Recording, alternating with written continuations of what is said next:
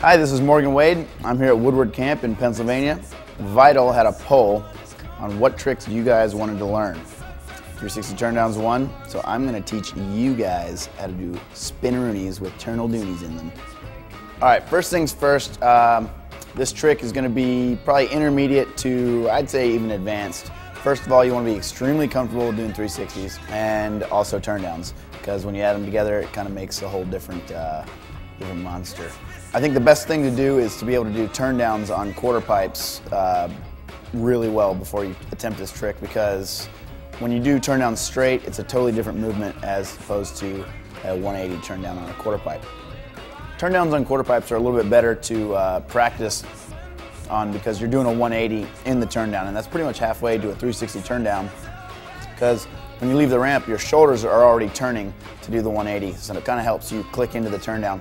And it's really the same feel when you click into the turndown in a 360, because you're going to take off the lip, spin your shoulders, leave the bike behind a little bit, and just turn straight into a turndown, and hold that through probably about at least 90 to 180 degrees of the rotation before you come out of the turndown and land the trick. You want to be extremely comfortable doing 360s where you know that you don't have to worry about doing a 3 on the jump. You know you're going to come in good. You don't have to worry about casing and hanging up and whatnot when you're first learning this trick, because you really don't want to case and hang up when you're in a full turndown. It doesn't feel good at all. I know from experience. The point of your rotation that you really want to try to click into the turndown is right about 90 degrees. That's where I always try to do tricks, like in 360 variations. I usually try to throw other tricks in right about 90, and for turndowns this works too. It's the best time. You just click right into it at 90, and it gives you a good, at least 180 degrees of rotation to actually hold the trick. So you want to get a nice long extension on the trick. So you want to hold that turndown as long as possible, and a lot of times you can crank it a lot farther if you give yourself a little bit more time. So I'd do it right at 90, hold it for about 180, and then pop out of it right at that last 90 so you can come in for a smooth landing. You want to make sure that you click into the turndown at the right point of the 360 so you don't throw your weight off all funky and over-rotate. That's another thing you want to watch out for.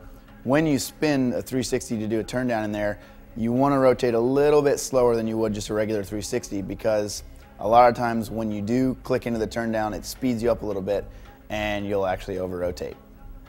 A lot of the thing that makes this trick, appealing to me anyway, is just the way that it looks as a finished product and also the way it feels in the air. One indication that will let you know that you're really getting the trick down is when you get the Doyle burn.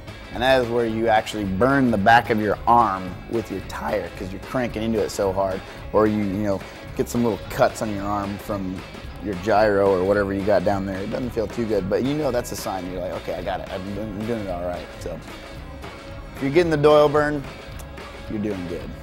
Take your time. It can be frustrating, but when you're done, the finished product will be worth it. So have a good time out there, and if you have any questions or want to let me know how it goes, I read the little posts here on Vital, so hit me up. Good luck out there.